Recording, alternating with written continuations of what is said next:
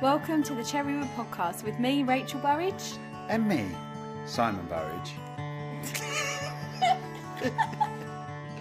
Right, okay, we're ready to go. So you go up to that camera as near as you want, and I need to do you just clap that board for me like this. Yeah. I'll do it harder than that. That's it. That would be better. I don't know what to do with this. Let's line all the audio up. Okay. Right, you're the first. You're the first one, Mike. This is Michael Harper. What a privilege. First one. Do you feel really excited about it? You haven't got a clue what's going on either, have you? Not a clue. Okay, so Rachel's not here. Rachel's usually here. Well, I say she's usually here. We only done one podcast, just me and her. So I've got rid of her. She's at work. But so Mike is our first guest, and it's Mike Harper Wealth Management. Is that That's right? me. That's me. Yeah. And how long have we known each other for now? 3 years? Too long. Thanks for that, mate. Thanks for that. Yeah, no, 3 years. We've been on golfing trips, haven't we? Here we are. Things like that. Yeah. All right, then. Tell us about what you do. What do? I look after people's money and help them achieve their financial goals, whatever that may be, in a sense of if they want to retire at 60 and let's say they're 40, put a plan in place to try and make that happen. Okay. I'm going to stop you there. Sorry. Yeah. There's something really important to say to you. Yeah. That sign falls off the wall. Okay. And I need you to give me a rough idea when you think it's going to fall off the wall. Okay. Right? As in minutes wise? Minutes wise into this podcast. So how long we've been recording for. Yeah. All right. But about 5 minutes time? You reckon 5 minutes? Well, I don't know. It's up to you. Right. So it lasted the whole podcast between me and Rach. And then as soon as I stopped recording, it fell off the wall. Okay. So now we're going to make a league up. And if you're the closest when it falls off the wall. What do I do? I don't know yet. I think I'm going to give £100 to charity. That does nothing for you though, does it? No. So we'll have a think about what we're going to do. £100 to my charity. Yeah, your charity of your choice. There you go. That'd be good. Is that wallpaper, by the way? It is wallpaper, yeah. I like that. It's not bad, is it? I've got a friend who's got another studio like mine, and he's got exactly the same wallpaper. I might. Where'd you get it from? It was there. That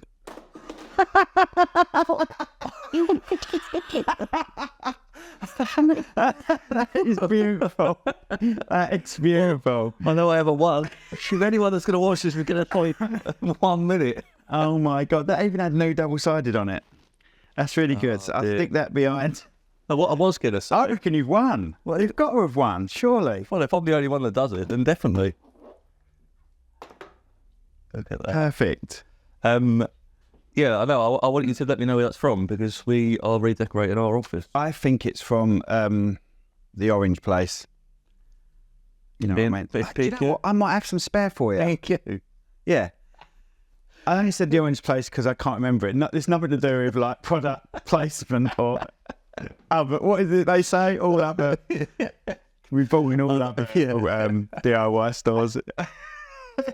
So well done. I think you may have £100 to charity, but I'll do it by the end of next year. All depends on if the podcast don't last. So I'm forget. Then I've managed to dodge £100. Right. So sorry. So where were we? That was a really important bit that me and Rach wanted to talk about, but I was hoping it would last about half hour. No, that was good. That was timed quite well. And we redid it as well because it had to together by tape. Just I think they'll work it out. Just listening to me and Rach on the first one, they'll work out how well this is. How well it's done. Right, sorry, mate. Start again. Where was I? No, I was just saying, obviously what I do is help people achieve their financial goals, whatever that may be. If it's being realistic with it, if someone wants to retire at 60 and let's say they're 35, 40 and they're saving 50 quid a month, then it's probably not realistic. But if you can understand what you've got, understand where you can get to and make a plan to get towards that, that's what I can help with and achieving that. Okay, right, okay. So I've been using you for 3 years, haven't I? Mm-hmm. And with high expectations.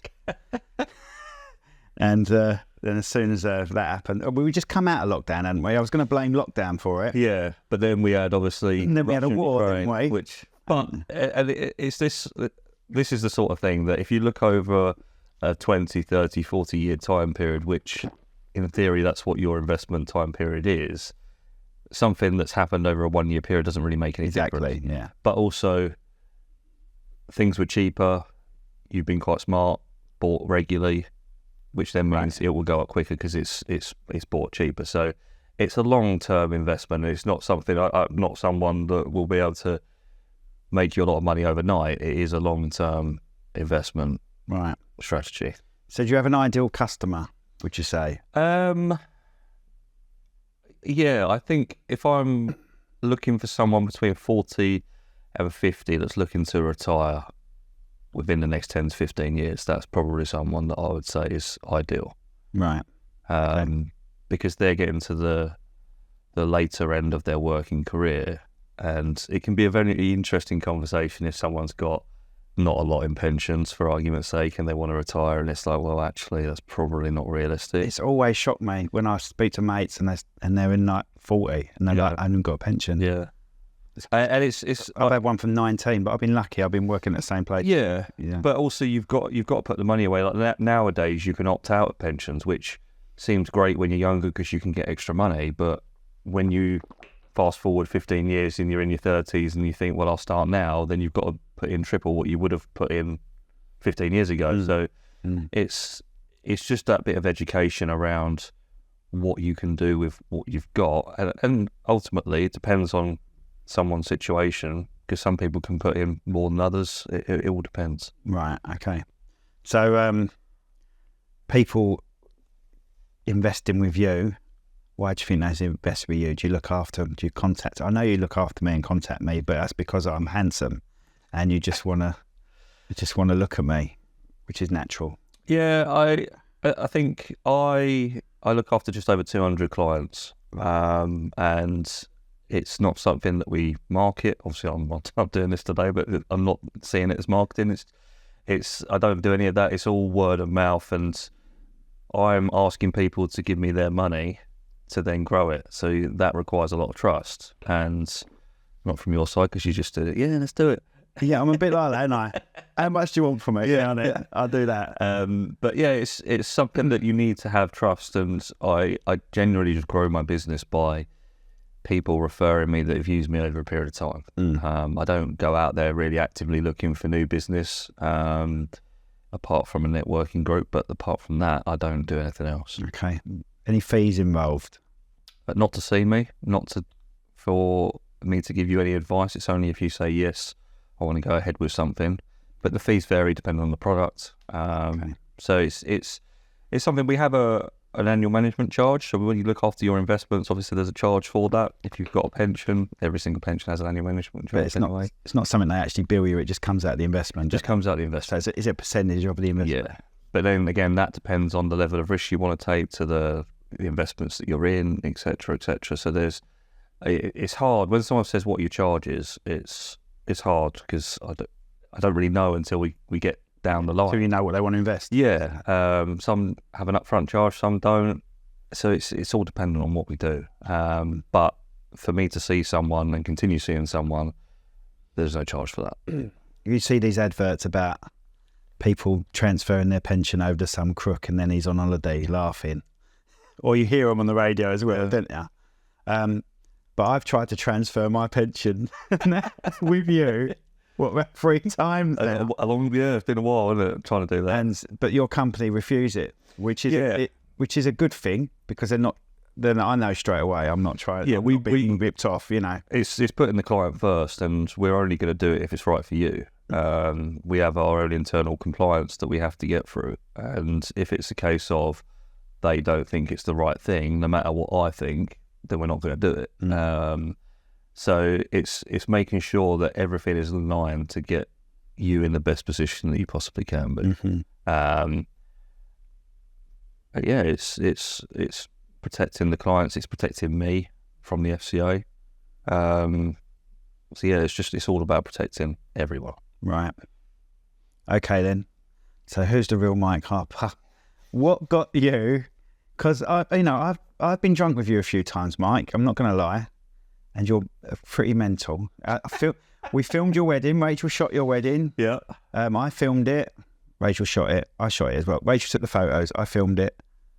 You were in a lot of fancy dress stuff afterwards, which I thought was hilarious. We had a good laugh. Hopefully you enjoyed it. Yeah. Had no feedback about pictures. Probably have had feedback. I enjoyed it until my father-in-law had a heart attack the next day. That's right. That was a tough one, wasn't it? That was and yeah, that's it. Laugh straight after mentioning it. Well, I can laugh now because he's Is he all right now? Yeah, he's fine. I mean, it was so we were there on the Monday.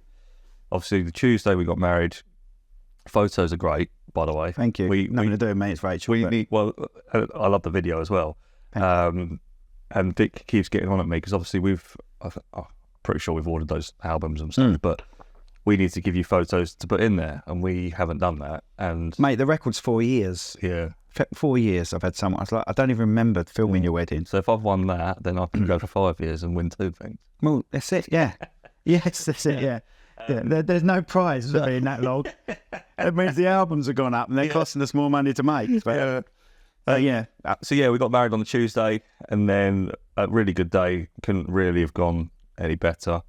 Ferry House Inn, wasn't it? Ferry House Inn in Sheppey, which is, people get put off by Sheppey, but the Ferry House Inn is quite nice. You can be anywhere. There's something about Sheppey though. People slag it off. Yeah. But when I drive through Sheppey, I feel like, oh, nice. I know. Yeah. But it's like one of those ones that when people say that, The Ferry House though, you're driving down a 4-mile road, which is bumpy as hell. Oh, yeah. But when you get to the end, you're on the river. Yeah. If it's a nice day, you could be anywhere. Yeah, it is nice. It's nice. I mean, yeah, they were really accommodating. It was great. And then, 4 o'clock the next morning, got a knock on the door saying, father-in-law's having a heart attack. And we're like, okay, this is not what I was expecting. What time was you done now? So we went to bed midnight, 12:30. Oh, right. Something like that. Well, I'm shocked by that. I thought you were going to say 1, 2, but do they stop it all? They stopped serving. Okay. Yeah. And then I think what set him off was he had a Skittle bomb before bed, one of his last drinks, which is Red Bull and some other drink. And he's never had Red Bull in his life. Right, so that's... And the issue he had with his heart is it couldn't pump the blood around quick enough. So with the Red Bull making his heart go mental, it couldn't get the blood doing around. a big enough stroke, basically. Pretty much, yeah. So he then was suffering for the next few hours. He said he felt it during the conga, during the singing waiters. Oh, right, really? Yeah, but actually when you look back on the video, you can see he's not 100%. He just didn't tell anyone. And we laugh about it now because we're like, thank you for waiting until the next day, because it would have been horrific if it had been on the actual wedding day. Of course. But yeah, so... The thing is, I've not met him before. I don't think... I was never invited to the stag do. We can talk about that later off camera. I've been to golf trips with you, but he doesn't golf, does he? I've not met him, have I, before? I've not met your father-in-law before. So. No. I've come on to Vic a few times, but but I've not met your father-in-law. So I can't tell you if he looked gradually better. He's doesn't like... for argument's sake, I did his speech for him because he doesn't like doing that public speaking thing. So he was nervous about the day anyway. Obviously, it's his daughter, so he was obviously had higher anxiety anyway. Yeah. But then as the day went on, and with what we were doing, it just took a toll on him. Yeah. But this is someone that was doing 4 to 5 miles of walking every day. Oh, so right. It's something that it's quite surprising didn't happen sooner. One of those things where it just happened the day after the wedding. But Timing. yeah, he went to Medway, straight up to King's. He was up for King's for the next 6 weeks, had 2 major operations. Now he's all right. So who did the ambulance come to the ferry house or? They came to the ferry house. So Vic's mum obviously knew what was going on. She knocked on our door. I don't think she'd called the ambulance at that point. She may have done, I can't really remember. And then, because of where the ferry house is, it took like 45 minutes for the ambulance to get there. Yeah, I imagine there's an ambulance on. Is there an hospital on there's Sheppey? There's a little one, and there's a ambulance station there, but for whatever reason, it took 45 minutes. All right, okay. They did all their checks and said that it's not right, got to go to the hospital. Probably removed all the drunks out of the ambulance. Yeah. Oh, it's a Tuesday night. It's Tuesday night, but it's still in Sheffield, isn't it? Yeah. So removed all the drunks. And then, so he went over to Medway, and actually later that day, we had to take Alfie to Medway because his leg had swollen up because he'd been bitten. And I know all we needed was antibiotics, but it was after 5 o'clock. We couldn't get anywhere, so it was like, all right, we're taking him to Medway. He was up there for 6 hours. That was joy. Now, I remember shooting the ferry house and there being a wasp nest there. That I don't think it was that day. I think it might have been a different wedding. No, but I think because we went there on the Monday night, and obviously it's by the river, and there was sun was out. Everything comes out, doesn't it? Loads of mosquitoes and stuff. So I think, well, he just got bitten because he was scratching it, got infected. But yeah, and then 6 weeks up at, well, I think it was 6 weeks, 4 to 6 weeks up at King's. 2 big operations, and then he got released on the Friday, and on the Sunday he came to watch Alfie play football. Oh, that's all right then. Yeah, because they basically told him that you can do stuff, just don't overexert yourself. Like, you can't go for big walks and stuff. But because he was just sat in a car and then on the side of the pitch, he was Be all right, yeah. Yeah, it's 6-year-old football, so it's not like it's Right. getting too intense. So, what are they doing with him now? It's turning Medication. into a podcast about your father-in-law's health. Just medication. He's back driving now, and he's got other things he's got to get sorted. But yeah, it's just checkups and stuff. So No, good. Right then, where was you born? I was born in Red Hill in Surrey. Was ya? I was. I used to knock around that sort of area. Did you? Mm. I don't know it. Open life. I lived there for. That's where the plum in the throat comes from then. Right. Right. I lived there for 2 years, so I don't remember it, and then moved down here. Did ya? Blimey. But not here. I moved to a little village called Platseath in between Maidstone and Ashford, which is much nicer than here. Fair enough. Okay, so who was you there with? Your mum? Because your mum and dad separated, aren't they? Yeah, they are now. Mum and dad, I don't know what age I was. Must have been around 10, something like that. And then stayed there in between, obviously, houses. My dad was up here in Strood, lovely place. And then, just ended up drifting towards Medway. You give it the old Strood lovely place, right? But I've been around. I've been to places like... There's worse places. I've been to Westerham. I lived in Northfleet. Northfleet's all right. Everywhere has its dumps. Yeah. Do you know what I mean? And I'm really happy in Strood. I know I'm Strood/Higham. Yeah. So I'm up the top area. You're in a nice area. Yeah. But everywhere has its dumps. So my family come from Yorkshire, South Yorkshire, Rotherham. And so when we used to go back up there, now that is a dump. I apologise if you're Rotherham, but that is a dump. But it's like my theory on when you go north, the further north you get, the further back in time it goes. Yeah. It's just very old school up there. And that's your dad, is it? Both of them. Yeah. Your mum and your dad? Yeah. Are they really? Yeah. Never knew that. I know, I'm not really spoken to your mum, but I know your dad's got a bit of an accent on him. My mum, I don't think my dad's got an accent, but other people. Oh, he definitely has. Yeah. Definitely. Okay. So then you moved to Strood with your dad, or... We're split between the houses. Okay. Yeah. And then... What got you into this really interesting job of yours, of dealing with people's money and not your own? Yeah. I was unemployed when I was 18, and my brother was working for RBS at the time. Right. And there was a job came up, I went for that. I didn't really want it, but it was just a job at the time. I was then at NatWest for 10 years, doing various different... So your first job was there? Proper job. Yeah, first Right. proper job. I was there for 10 years, and about 5 or 6 years in, my dad does financial advice, and he was saying, why don't you come and do this? And he got to do loads of exams. So while I was at NatWest, I was doing all the exams in the background, and then came over 4 years ago. And yeah, it's probably the best thing I've done from a flexibility point of view, because I'm now self-employed, whereas I was employed before, working Monday to Saturday, whereas now I can work whatever hours I want to work. Obviously it's got to be around the clients, but then at the same time it's around me, because I do most school runs in the morning and afternoon. Well, it's a Wednesday at 10 and you're sitting on your arse having coffee, so... There you go. Perfect, isn't it? Yeah, I looked at you and I thought, that's what I want to do. So when you were a kid, what did you want to do? I think it was football. It was sport, wasn't it? It was sport, but I actually wanted to be a policeman and then a fireman. So if you look at my medical records, I know I've got asthma, but it's not on my medical records, so I have trouble getting a blue pump if I need one. I have exactly the same problem. Because I wanted to be a fireman, we didn't put it on the medical records. Ah, right. So I went to college when I was 16. I wasn't clever enough to get into sixth form, and did public services, which in hindsight was the biggest waste of 2 years of my life, because all I did was play football for 2 years. Right. But it was fun time, but I'd rather have gone to work at 16. I've heard from other sources you were quite a mean goalkeeper. I did all right. I've heard you were a really good goalkeeper. Yeah, to be fair, Probably the nose. Like, you turn your nose sideways. That's the whole side of the goal covered. I never really pursued it. I got offered Gillingham trials when I was about 11, never went.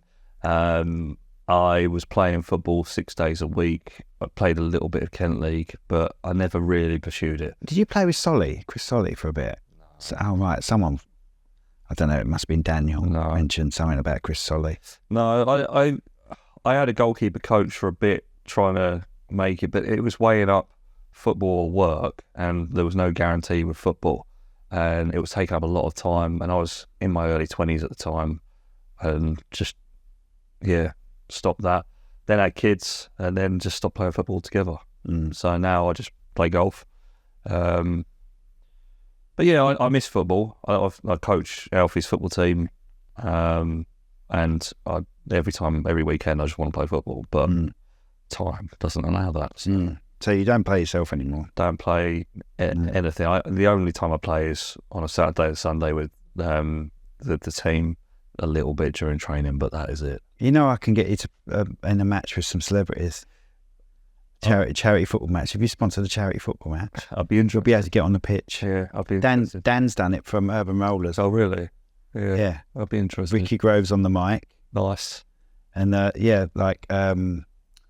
what was the one in EastEnders? The little geezer in EastEnders. Can't remember his name now.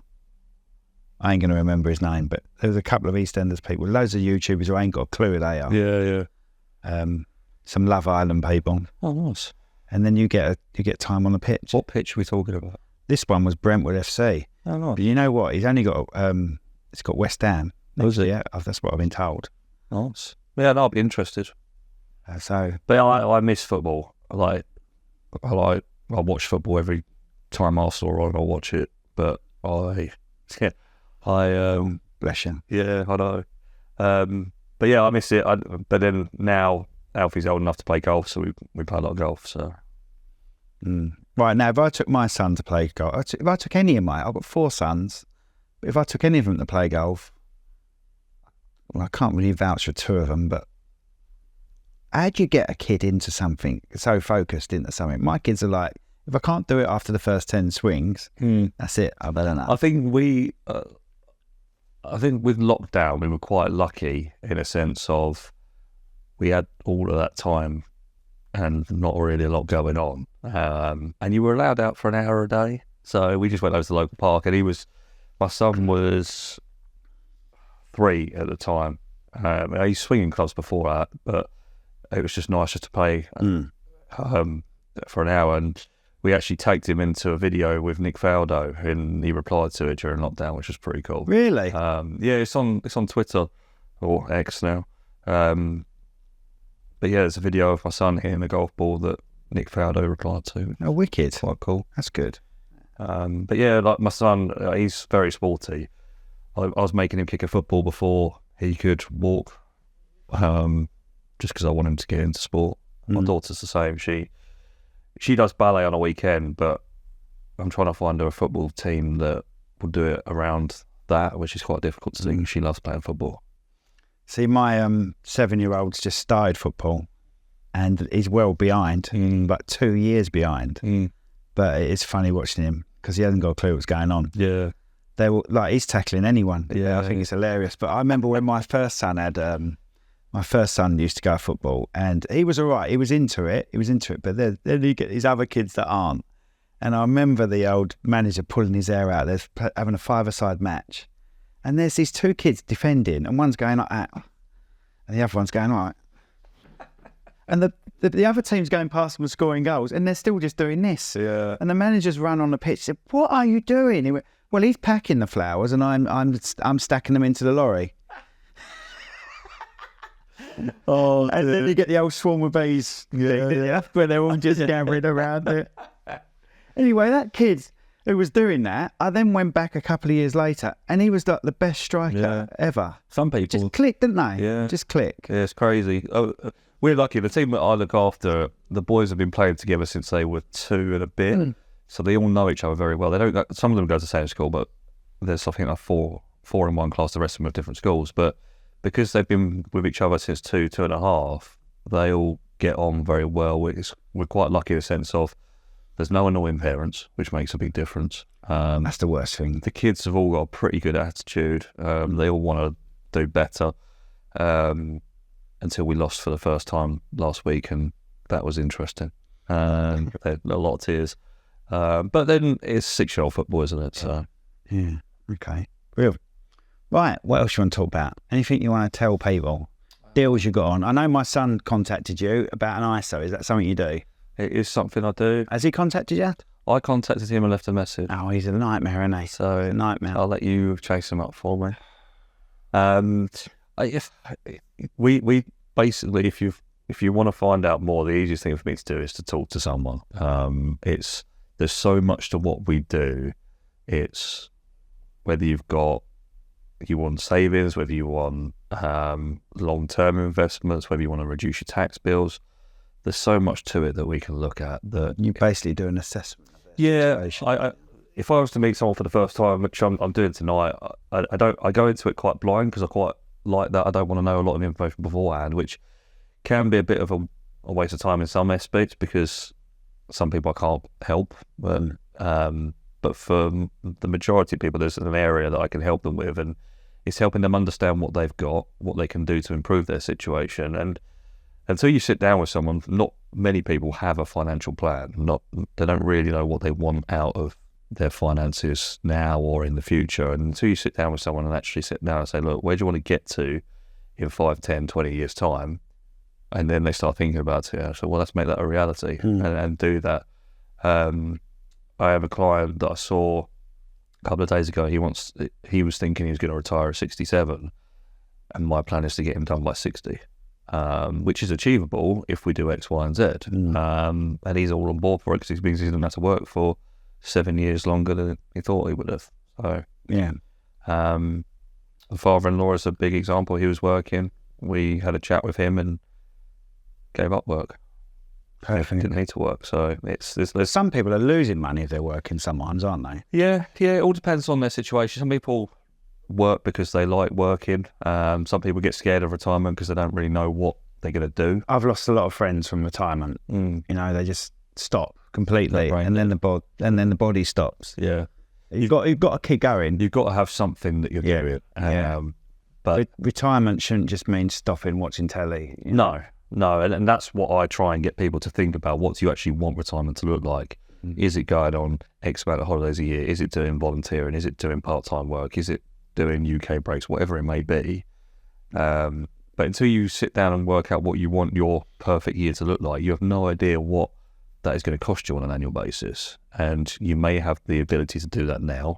You may not. You may have to work for X amount of years more.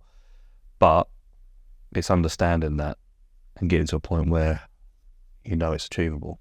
I know when I first met you and you came round the house, I was pleasantly surprised by what you said, but then that war kicked in and probably pushed it back a few years. But Yeah, and it's looking at your situation and understanding what you've got available to you now and what you've got available to you at retirement age, and then you've got state pensions. All of that is a pretty positive outlook, and most people will have the same sort of situation.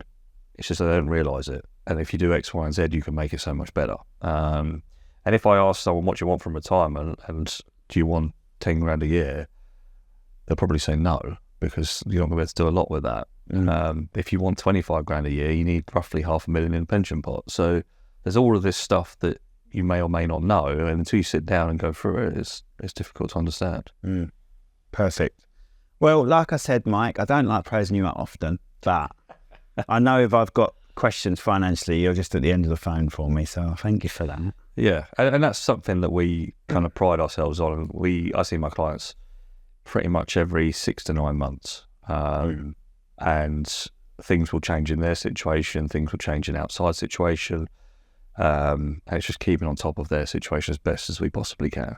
And if you need me, you can give me a call, or we've got an admin team that's got 9 people in it, so you can give them a call. And I can also sense you putting your head in your hands when I ask you a really stupid financial question. So, I have a little chuckle. it's like, Here we go again. Yeah, I told him this 5 times already. No, you can't do that. Right. So, how are people going to find you? Where do they go? Well, I don't. I have a website, but like I said, I don't do any marketing, so there's not a lot on there. Well, then you're really selling yourself here. Well, I know, but if you for your email address, mike.harper@sjpp.co.uk. That's probably the easiest way to contact me. Okay, say it slower just in case. I'll make it appear somewhere. Yeah. Mike.harper@sjpp.co.uk. Yeah. Okay, good. Because when I read mine out, I read it in 2 different ways. So it was really bad. Okay, thanks, mate. Oh, thanks. So, hopefully I've won that competition. I think you have won it, and like I say, I've changed it now. So we've now got cherrywoodpro.com/podcast, and yeah, you should be able to see the podcast on there via YouTube, and then we'll post them on the usual podcast, or you'll be able to hear them on the usual stuff like Spotify and whatever. I don't really actually know. I just use a program that does it for me. I look forward to listening to myself again. That'd be great. Oh, you love that, didn't you? You probably played a wedding video all the time. Probably listen to your speech every. I have listened to my speech a few times, but one section of it, and that's just when I crack the joke. Do you remember the joke? Well, there was loads. Well, if that's shooting on Vic's face. Yeah, I do remember. I've listened to that. It just makes me laugh. It makes me laugh. But yeah, I must admit, I put mine on every now and then. I think my speech is on YouTube, and I said something like, I remember when I first met my wife. I remember thinking to myself, "You've got no chance." And then, but eventually, she won me around, and I agreed to go out with her. Something like that. I said, yeah. We had obviously Spencer doing his bit. The magic. Yeah, I might get Spencer in. I've got another magician coming in at some point. Yeah, but he we asked him to do a forfeit, and he said, "Oh, I can't do that. There's kids involved." And I said, "You don't know what I'm saying in my speech. You'll be fine." Yeah. You'll be fine. And no, that was good. That was funny, and it worked perfectly. When your mate opened his hand up, and that ball that turned into a knob came out. Yeah, it couldn't have gone back. No, well, perfect. It couldn't have gone back because he was saying, "There's not one of them in my hand" and stuff, and it was just brilliant. It was really good. Brilliant. Thanks very much. Thank you, mate. Did you enjoy it? Yeah, it was good. Okay. It's funny when Rachel's here because then I would slag her off at the same time and say I rub here some things. But unfortunately, she can't be here all the time. And there might be a time when I can't be here. It's just not worth doing then, though, is it? Probably not, mate. No. Probably not. Brilliant. That'll do. Turn it off. Cut. Done. There we go.